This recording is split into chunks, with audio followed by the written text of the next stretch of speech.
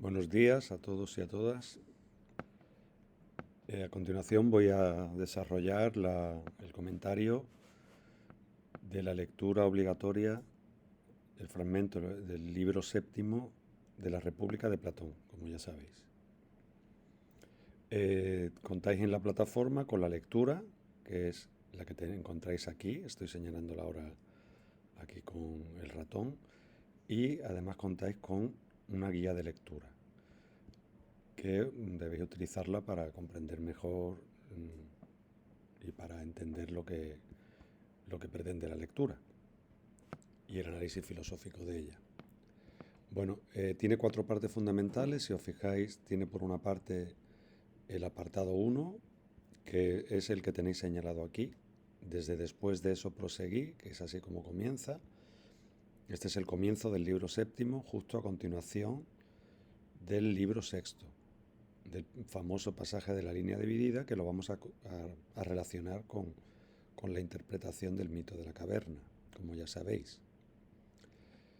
Este es el primer apartado, el que tenéis subrayado en color malva, y precisamente este primer apartado es donde se desarrolla y donde describe la caverna y los habitantes que residen dentro, que son, como ya sabéis, los prisioneros. Bueno, además de ese apartado, tenéis un segundo apartado que a su vez está dividido en dos, uno más largo y otro más corto.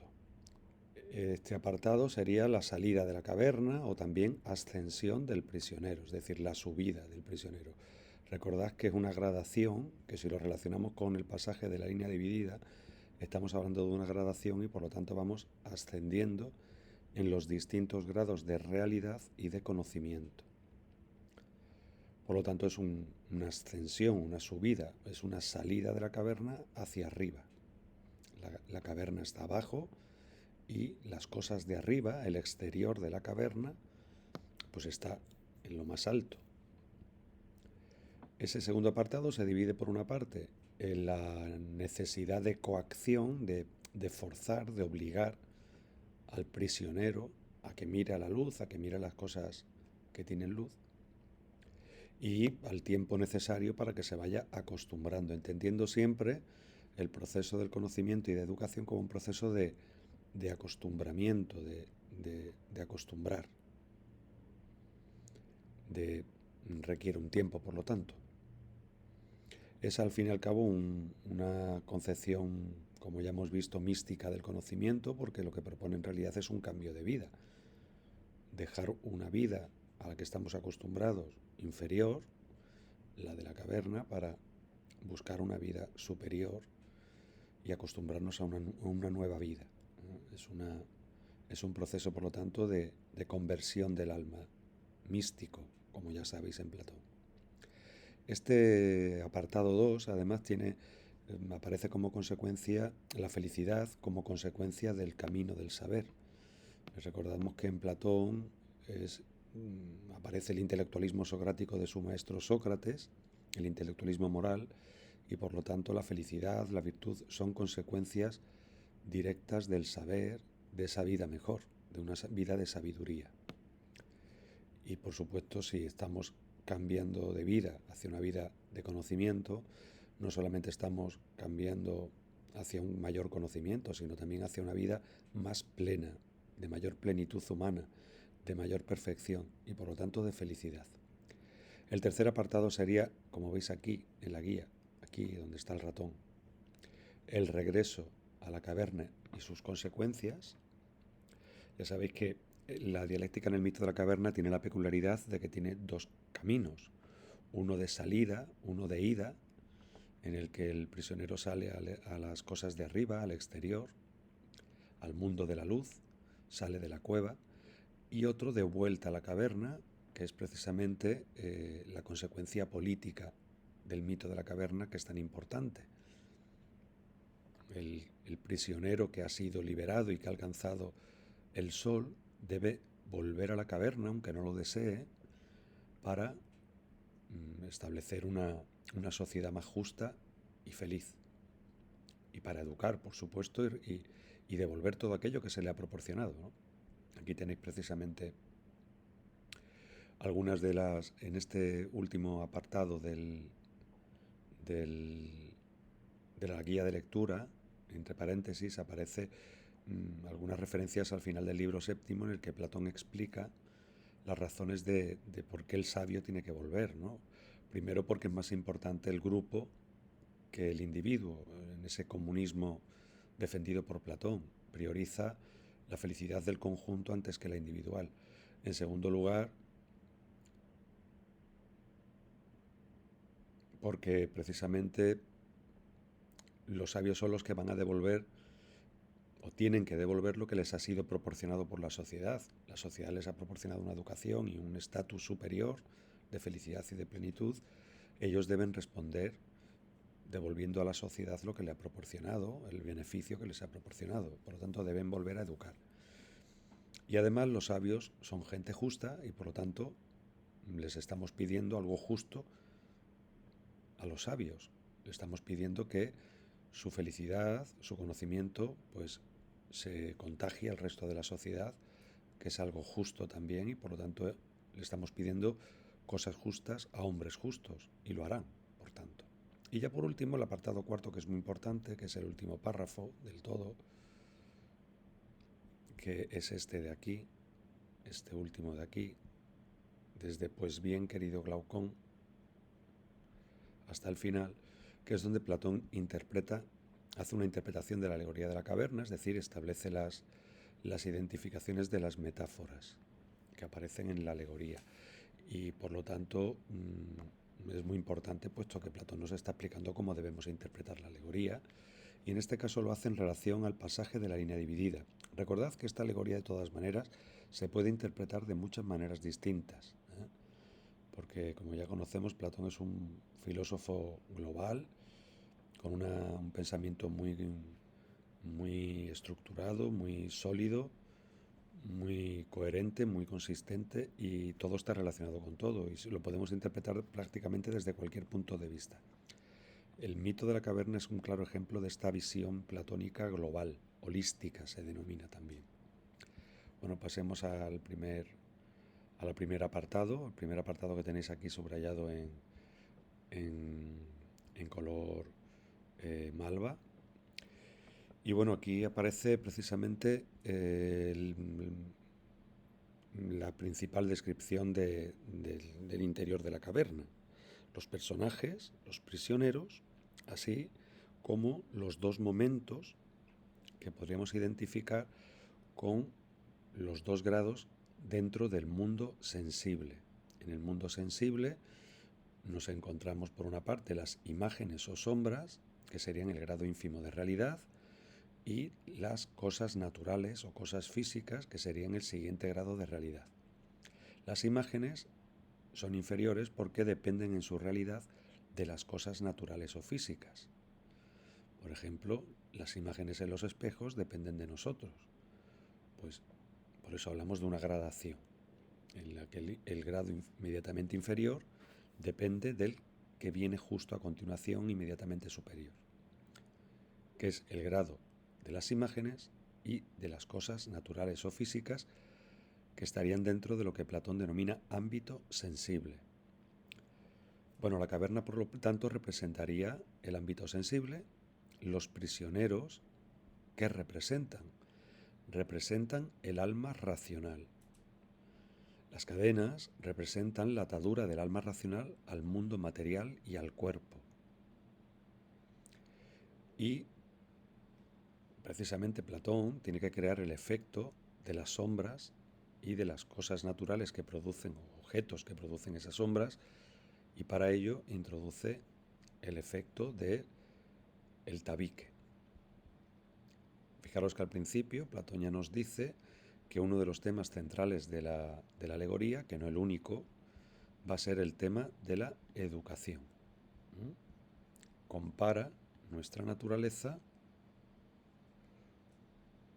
respecto de su educación y de su falta de educación. Y nos aparece el término también compara. Estamos haciendo, por lo tanto, una alegoría, una metáfora extendida, ¿no? Una metáfora, una concatenación de metáforas, todo lo que va a describir a continuación. nos habla de estos prisioneros en primer lugar, nos habla de una morada subterránea, una morada por lo tanto en la que hay oscuridad. La oscuridad se refiere precisamente a la falta de realidad, la falta de verdad que hay en ese mundo. El ámbito sensible para Platón es un mundo de apariencias, menos real, menos verdadero, y eso lo simboliza con el término oscuridad, con la idea de la oscuridad. En ella están encerrados y encadenados. Esas cadenas representan la atadura al mundo material o sensible, al cuerpo, al fin y al cabo. Nos cuenta a continuación el efecto de las sombras dentro de la cueva. Tiene que crear 2 grados de realidad y para ello empieza describiéndonos pues un tabique, un fuego, que podría representar el sol que tenemos en el mundo físico, en el mundo material, en el ámbito sensible. Y ese fuego es necesario para crear las sombras.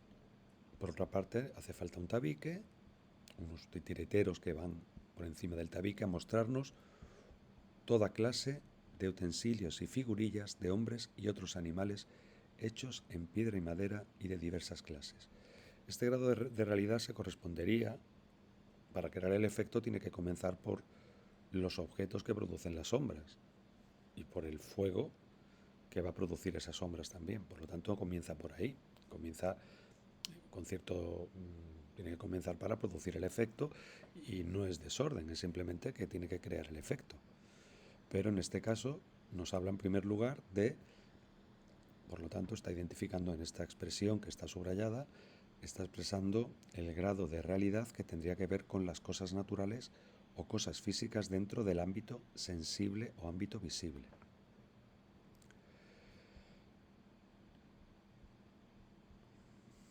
A continuación nos describe las sombras, nos dice cómo a partir de ese fuego y esos utensilios y figurillas, los prisioneros lo que ven son las sombras proyectadas por el fuego en la parte de la caverna que tienen frente a sí. Por lo tanto, este sería el grado más ínfimo de realidad. En conocimiento se correspondería todo el mundo de la caverna con la doxa, que es una opinión basada en los sentidos únicamente y no en la razón. Por lo tanto, no tiene seguridad de verdad. Es un conocimiento verosímil, pero que puede ser verdadero o falso.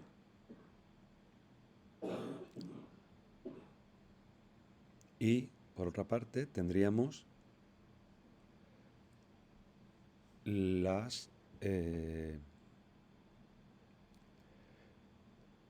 2 grados de realidad y de conocimiento.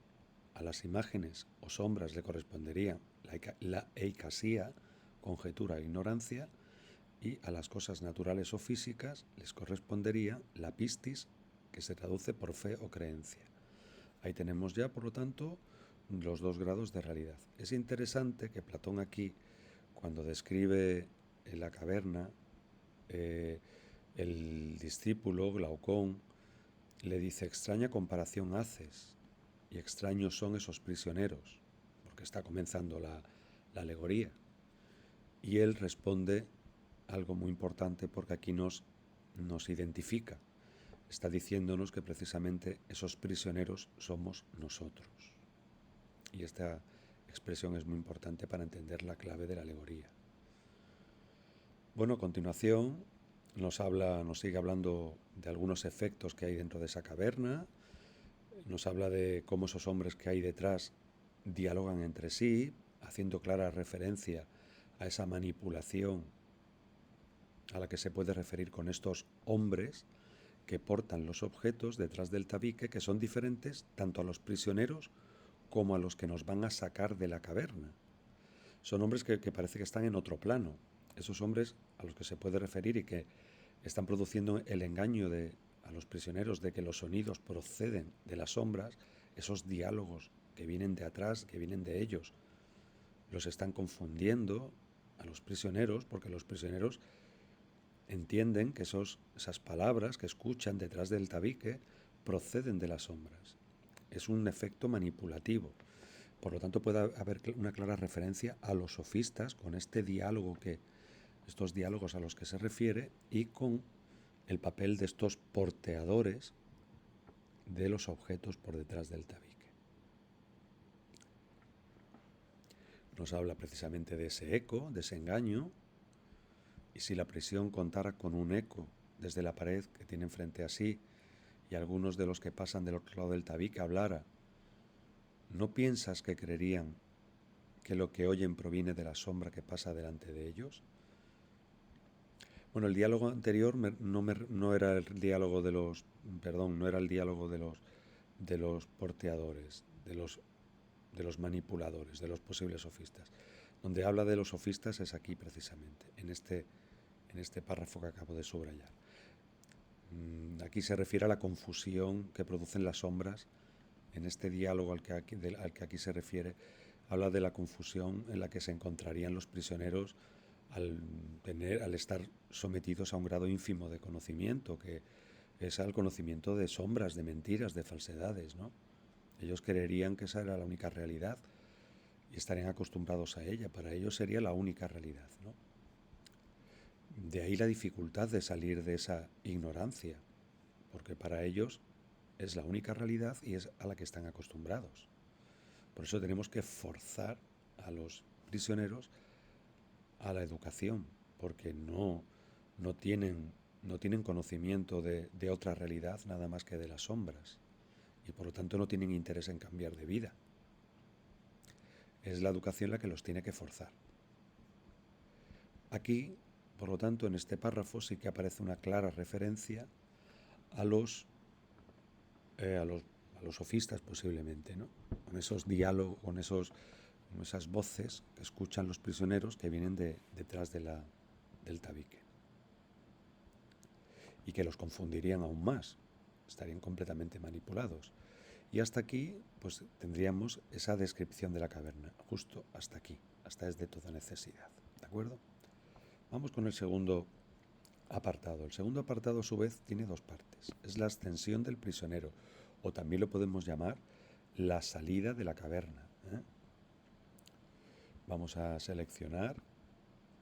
Esta ascensión del prisionero tiene dos partes. Una primera en la que nos habla de la necesidad de coacción, de obligación, de forzar, y cómo se tiene que ir acostumbrando el prisionero a la luz. Y una segunda parte en la que nos habla de la felicidad como consecuencia del saber, ¿no? de esa vida de sabiduría, de ese conocimiento. En principio, iríamos desde examina ahora hasta antes que soportar aquella vida.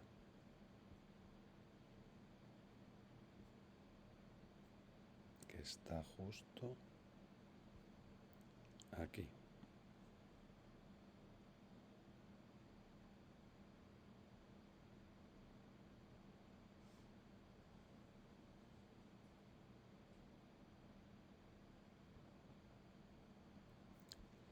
Este de aquí es el segundo apartado, por lo tanto, que a su vez está dividido, como veis, en dos. Es la ascensión del prisionero, la salida de la cueva. Aquí Platón, en un primer momento, ya nos dice que habrá que liberar a ese prisionero de las cadenas y por lo tanto curarlo de su ignorancia, sacarlo de ese error en el que se encuentra. Y se pregunta qué ocurriría qué le ocurriría al prisionero si de repente lo sacáramos de allí, que fuera liberado y forzado a levantarse. Es importante que entendáis que todo el proceso de educación es un proceso en el que nos habla de una conversión del alma, nos habla de una liberación de qué, liberación de las cadenas, de las ataduras materiales, del mundo sensible.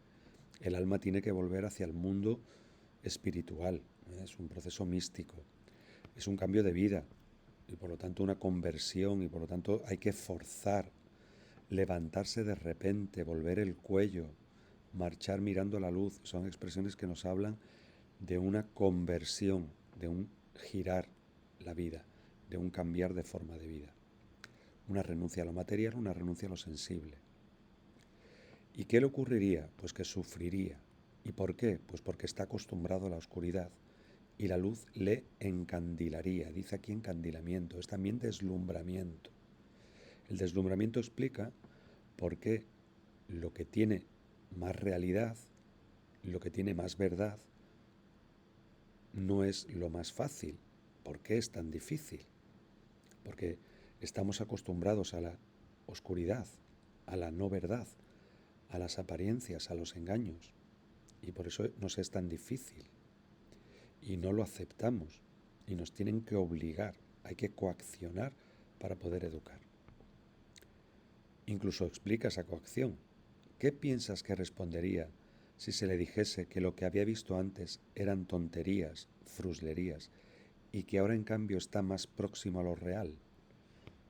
Al sacarlo de la caverna, lo estamos acercando a lo más real. ¿Qué diría el prisionero? Pues diría que no.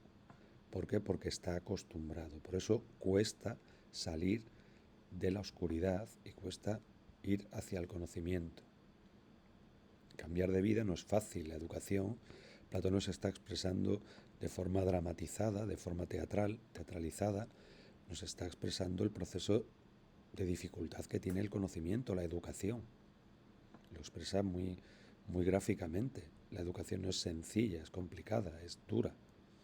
Es un proceso de renuncia, de cambio de vida. Y si se le mostrara cada uno de los objetos que pasan del otro lado del tabique, que son más reales que las sombras, y se le obligara a contestar preguntas sobre lo que son, ¿no piensas que se sentirá en dificultades? ¿Que considerará que las cosas que antes veía eran más verdaderas? ¿Por qué? Porque está acostumbrado. De nuevo, se interpreta el proceso educativo como un proceso de coacción. Una coacción en la que el educador lo va a ir llevando a que se acostumbre a la luz. Debe ir forzándolo, acostumbrándolo a mirar a la luz, a la auténtica verdad. ¿Qué le ocurriría? Que le dolerían los ojos. Trataría de eludirla. ¿Por qué? Porque estamos repitiendo.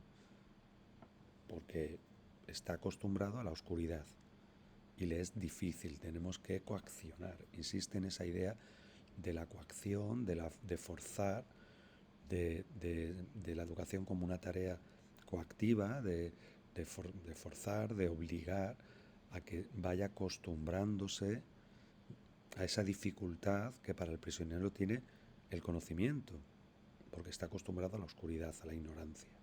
Pero hay que sacarlo de ahí para liberar al alma, para que cambie de vida, para que lleve una vida, como va a concluir aquí al final, en este último párrafo, de esta parte, que es el que aquí se refiere al apartado 2.2, la felicidad consecuencia de haber accedido a una vida mejor. La consecuencia será la felicidad, la plenitud humana, que es lo propio del ser humano, la racionalidad, su espíritu, su alma racional, libre. Bueno, pues ya estamos saliendo de la caverna y de una manera difícil, arrastrado por una escarpada y empinada cuesta, sin soltarlo antes de llegar hasta la luz del sol. ¿No sufriría acaso y se irritaría por ser arrastrado? Y tras llegar a la luz tendría los ojos llenos de fulgores. Este es el deslumbramiento. El deslumbramiento explica por qué lo más real es tan difícil. Lo más verdadero, la felicidad, porque es difícil. Pues es difícil porque estamos acostumbrados a la oscuridad, a una vida de glotonería, de dependencia material, física, sensitiva, cuando en realidad para Platón la auténtica felicidad y para los griegos es la espiritualidad, el intelectualismo, el conocimiento, la sabiduría. Ya por fin aquí hay una parte fundamental. Permitidme ahora que voy a quitar el texto seleccionado y voy a seleccionar las distintas partes que son fundamentales.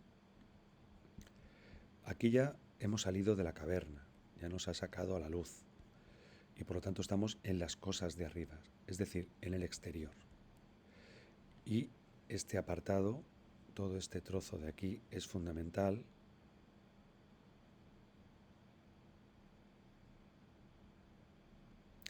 porque aquí nos describe precisamente lo que nos va a describir justo en estos dos párrafos principales, el de necesitaría acostumbrarse y el finalmente pienso.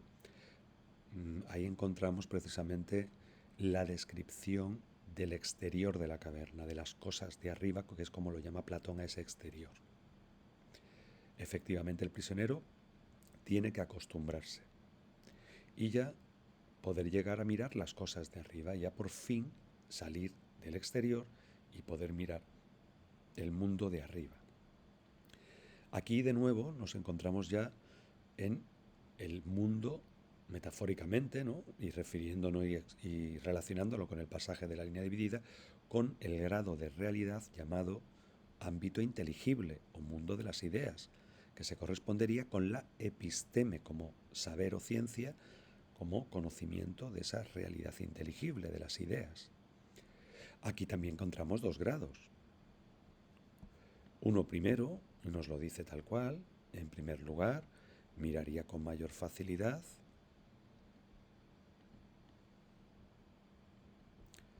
las sombras ya en el mundo exterior, en el mundo de arriba. No podría mirar a las cosas porque desprenden luz y me impediría verlas. Primero me iría acostumbrando, miraría las sombras en el suelo, después las figuras de los hombres, y poco a poco iría viendo las figuras de las cosas, de los otros objetos reflejados en el agua, y luego ya podría mirar los hombres y los objetos mismos. Con este grado de realidad, de mirada, de conocimiento, se está refiriendo a los entes matemáticos, que serían el primer grado de realidad dentro del ámbito inteligible. Ya sería, por lo tanto, el tercer grado, una vez que hemos cruzado el umbral de la caverna, el umbral del ámbito sensible al ámbito inteligible. Hemos pasado la puerta esa. Ya estamos en la ciencia. Ya la razón está trabajando por sí sola. Es el alma racional la protagonista. Y lo primero que haría sería conocer los entes matemáticos, que es el grado de realidad. Entes matemáticos le corresponde el conocimiento llamado dianoia, que se puede traducir por razonamiento, pensamiento discursivo.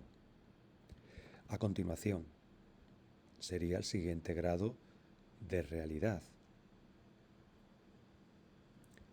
Por la noche contemplaría lo que hay en el cielo y el cielo mismo, mirando la luz de los astros y la luna. Este grado de realidad se correspondería con el último dentro del ámbito inteligible, que se corresponde con el conocimiento, con la realidad de las ideas más elevadas, por encima de los entes matemáticos, que están estructuradas y organizadas jerárquicamente, de una manera jerarquizada y organizada matemáticamente, deductivamente, dependientes todas de la última idea, que sería el principio supremo que todo lo explica y que le da luz y verdad a todo, la idea del bien, que se identifica aquí con el sol y la luz del sol.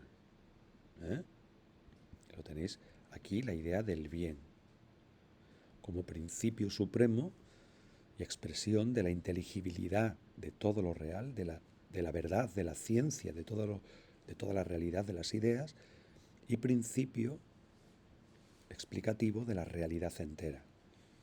Sería el principio, por lo tanto, que todo lo explica, tanto la realidad como el conocimiento. En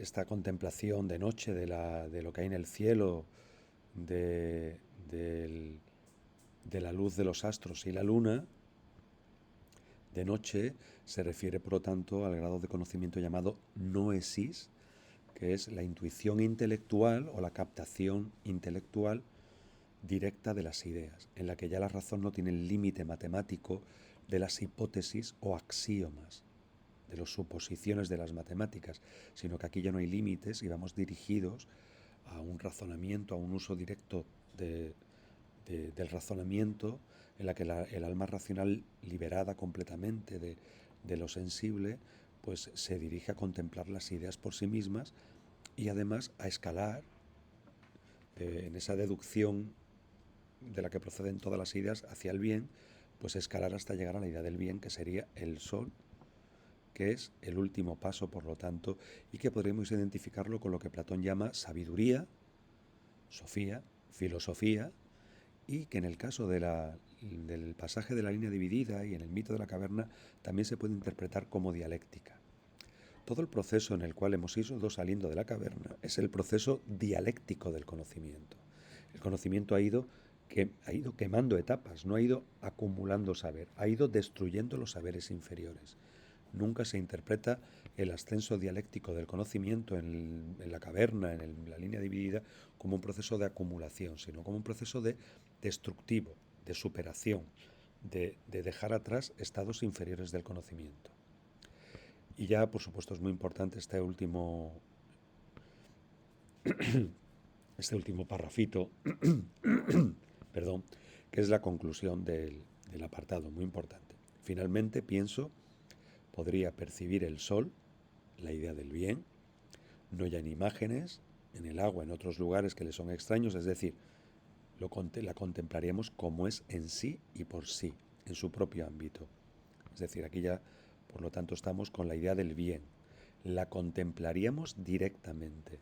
Este es el conocimiento, por lo tanto, espero que lo digáis, absoluto, un conocimiento pleno, en el que captamos absolutamente toda la realidad y el principio supremo que todo lo explica, del que todo procede, la idea del bien. Y precisamente ahí el sabio ya sería capaz de entenderlo todo. Concluiría con respecto al sol, que es la idea del bien, que lo produce, es decir, que es principio ontológico, produce las estaciones y los años, es el que produce la realidad, todo en el ámbito visible.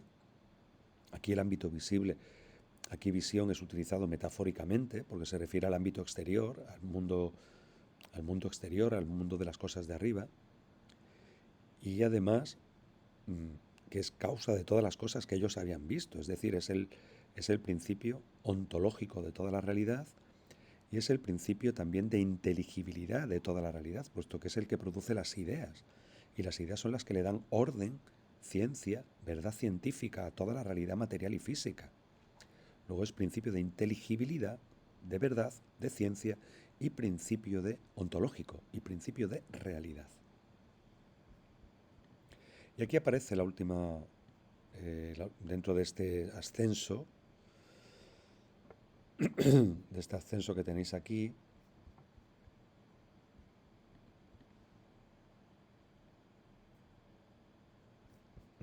tenemos la felicidad como consecuencia de haber accedido a una vida mejor. Esto es producto del intelectualismo moral griego que procede de Sócrates, de su maestro, que aunque fue corregido por Platón, como ya sabéis, él introduce otros aspectos, no únicamente la razón, no reduce el intelectualismo moral a pura racionalidad, sino que incluye también, como ya sabéis, el alma sensible dividida en ánimo y apetito, el alma mortal, pero que Platón sigue y toda la filosofía griega sigue insistiendo en el valor de lo intelectual, del saber, del conocimiento, para alcanzar la plenitud moral, el conocimiento moral y la plenitud también humana, la felicidad.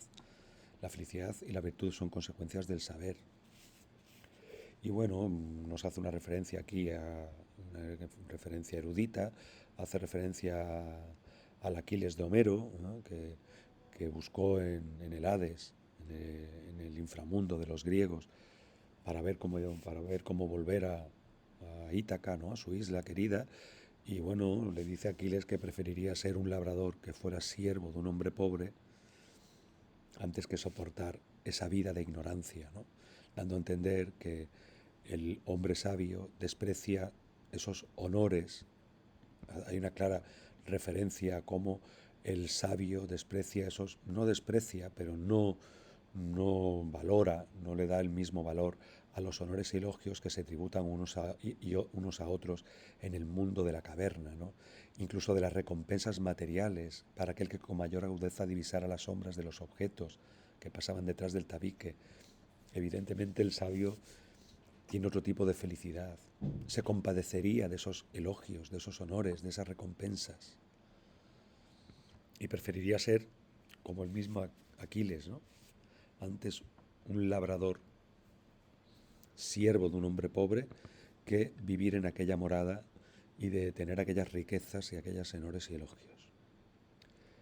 Ya hemos visto la consecuencia del saber, es esa plenitud humana, pero también una plenitud moral.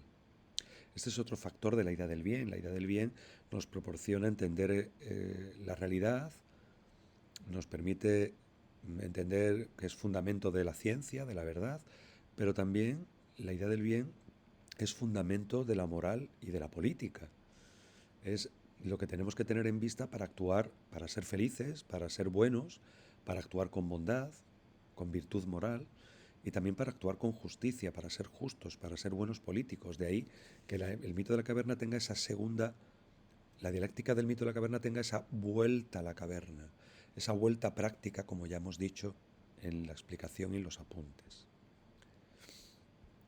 Así pues, esa vuelta está cifrada precisamente en el siguiente apartado, que diría que es muy importante porque es la consecuencia política del mito de la caverna, de la alegoría del mito de la caverna, que la tenéis aquí, y que, en la que hace una clara referencia también a Sócrates, como aquel sabio que intenta iluminar a la sociedad de las sombras, pero que lo terminan condenando a muerte, ¿no? Piensa ahora esto, se vuelve a producir, tiene que producirse un descenso, una vuelta a la caverna del sabio. ¿Qué le ocurriría al sabio? Pues que se deslumbraría de nuevo, aunque ese deslumbramiento sería superado más rápidamente, puesto que es sabio y de alguna manera también ha tenido contacto con las sombras previamente. Por lo tanto, le sería difícil, no estaría acostumbrado a otro mundo, al mundo de la luz, pero se acostumbraría con facilidad. Aunque no querría, le estamos pidiendo algo justo a un hombre justo y volvería a cumplir la función que le corresponde, que es la función de gobernar la ciudad y de educar a sus compañeros para así devolver a la sociedad lo que la sociedad le ha proporcionado. Si tuviera que discriminar de nuevo aquellas sombras en ardua competencia con aquellos que han conservado en todo momento las cadenas, y viera confusamente, hay una nueva visión confusa, hay un nuevo deslumbramiento al pasar de la luz a la oscuridad. Tiene que volver a acostumbrarse a la oscuridad. Y viera confusamente hasta que sus ojos se reacomodaran a ese estado y se acostumbraran en un tiempo nada breve, es decir, en un tiempo, en un cierto tiempo se acostumbraría, no se expondría al ridículo y a que se dijera de él que por haber subido hasta lo alto, se había estropeado los ojos y que ni siquiera valdría la pena intentar marchar hacia arriba. Y si intentase desatarlos y conducirlos hacia la luz, ¿no lo matarían? Era referencia a Sócrates, a su condena a muerte, a la falta de comprensión que hubo del personaje de Sócrates como un personaje que con su sabiduría intentó hacer despertar a las mentes jóvenes atenienses y que tuvo tan mal pago, ¿no? con esa persecución y condena a muerte, ¿no? Sócrates siempre fue un hombre perseguido por el poder en este sentido. Parece que la sociedad no estuvo dispuesto a que Sócrates iluminara con su sabiduría a sus conciudadanos, ¿no? Y en este sentido, pues hay una clara protesta, ¿no? Una clara denuncia de Platón de la injusticia que se cometió con su maestro. Y por supuesto se está planteando esa vuelta a la caverna en un sentido político, en un sentido práctico. Y ya por último un pasaje fundamental, que es este de aquí, en el que Platón nos explica, en primer lugar, la correspondencia entre los distintos elementos, los más importantes de la alegoría de la caverna y su correspondencia con el pasaje inmediatamente anterior, porque él mismo lo dice aquí. Debemos aplicar íntegra esta alegoría a lo que anteriormente ha sido dicho, con clara referencia a el pasaje de la línea dividida. Aquí aparece un símil, puesto un símil es cuando aparecen los dos elementos, la metáfora es cuando no aparece el elemento comparado. Digo tus perlas, pero el símil es cuando introduzco el elemento comparado, los dos elementos. Es decir, tus perlas son tus dientes, o tus perlas son como tus dientes son como perlas. Eso es un símil, puesto que aparecen los dos elementos de la comparación. Platón aquí ya podemos decir que introduce un símil en el que establece la correspondencia de esas metáforas. Y aquí tenemos por una parte una primera correspondencia, compara la región que se manifiesta por medio de la vista. Fijaros que aquí toma la parte por el todo. El ámbito visible o ámbito sensible, ¿con qué lo tenemos que comparar? Con la morada prisión, con la cueva. ¿Y con qué comparamos la luz del fuego que hay dentro de esa cueva? Con el poder del sol físico, del sol real. Nos dice ahora, compara por otro lado el ascenso y contemplación de las cosas de arriba con el camino del alma hacia el ámbito inteligible, el proceso dialéctico del conocimiento, es decir, el ascenso y el conocimiento de las cosas de arriba, por el cual llegamos a las cosas de arriba, lo tenemos que comparar con ¿qué? Con el camino del alma hacia el ámbito inteligible, con el proceso dialéctico del conocimiento en el que el alma es la única protagonista en todo este proceso, tiene que cambiar de vida e ir pasando a los grados de conocimiento superiores. Y no te equivocarás en cuanto a lo que estoy esperando. Esto evidentemente es secundario, es una expresión común y utiliza una expresión también una expresión cotidiana. Dios sabe si esto, aquí no está hablando de Dios, es una expresión como cielo santo, ¿no? O Dios mío, pues igual Dios sabe si esto es realmente cierto, porque aquí nos va a hablar del elemento más trascendente, el que está más alejado de la realidad. Platón habla de un mundo físico, el mundo sensible, que es un mundo inmanente, y habla de que existe un mundo más allá de este mundo inmanente físico. Ese mundo más allá es un mundo trascendente. Trascendente quiere decir más allá. Pues dentro de ese mundo trascendente de las ideas, del mundo inteligible, lo más trascendente que es la idea del bien. Por eso Platón nos dice que es algo como, en alguna ocasión nos dice que es algo como demoníaco, casi divino, ¿no? Hablarnos de la idea del bien, porque es hablarnos del principio supremo que todo lo explica. Y dice, pues bueno, en todo caso, lo que a mí me parece, fijaros que lo dice incluso con cierta humildad, ¿no? Porque está hablando de algo que es lo más extremo. La idea del bien nos va a hablar ahora. ¿Qué función tiene la idea del bien? Lo que a mí me parece es que lo que dentro de lo cognoscible, aquí lo cognoscible se refiere a lo inteligible, al ámbito inteligible, al mundo de las ideas. Es que dentro de lo cognoscible, dentro del mundo de las ideas, dentro del ámbito inteligible, lo que se ve al final y con dificultad es la idea del bien. Y ahora ya nos da una clara explicación de las principales funciones de la idea del bien, que son tres. Ha de concluirse que es la causa de todas las cosas rectas y bellas que en el ámbito visible ha engendrado la luz y al Señor de ésta, y que en el ámbito inteligible es señora y productora de la verdad y de la inteligencia.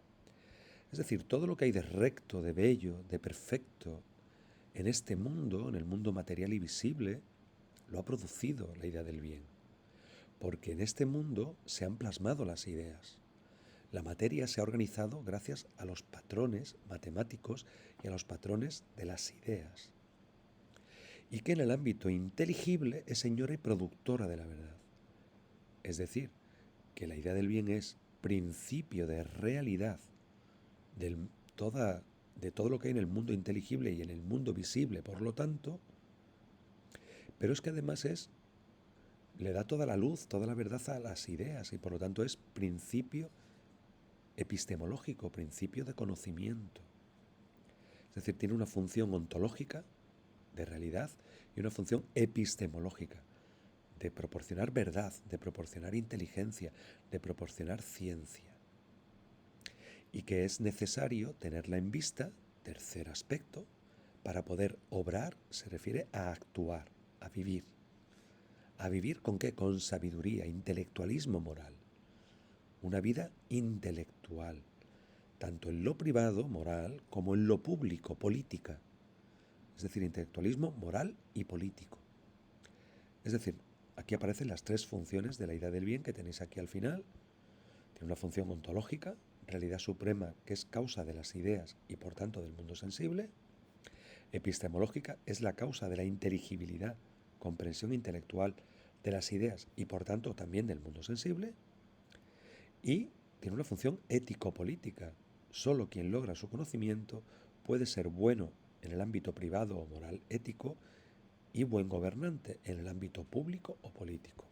La tenemos que tener en vista también para actuar con sabiduría en lo privado, en la moral, para ser virtuosos, para ser felices, como también para actuar con sabiduría en lo político, ser gobernantes, ser sabios gobernantes, ser los que dirijan la sociedad, porque tienen sabiduría política, tienen conocimiento de la justicia y van a actuar de forma justa y van a tomar decisiones justas políticamente.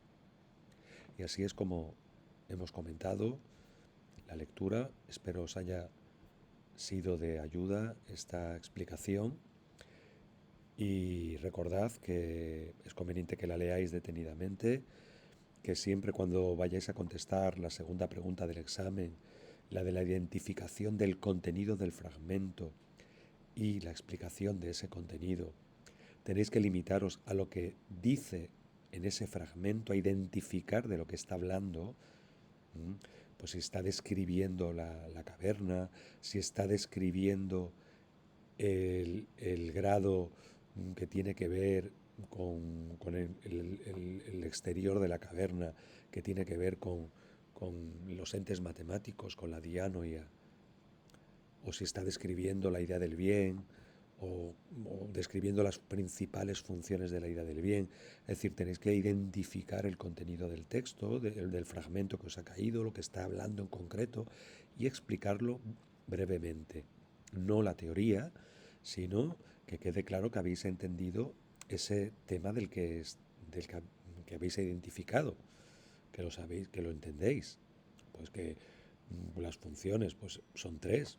¿Y por qué? Pues porque Platón, la idea del bien es fundamental, Platón habla de un mundo de las ideas y dentro del mundo de las ideas la idea del bien es ese principio supremo y tiene estas tres funciones que describe en el fragmento. Tenemos que explicar un poquito para que yo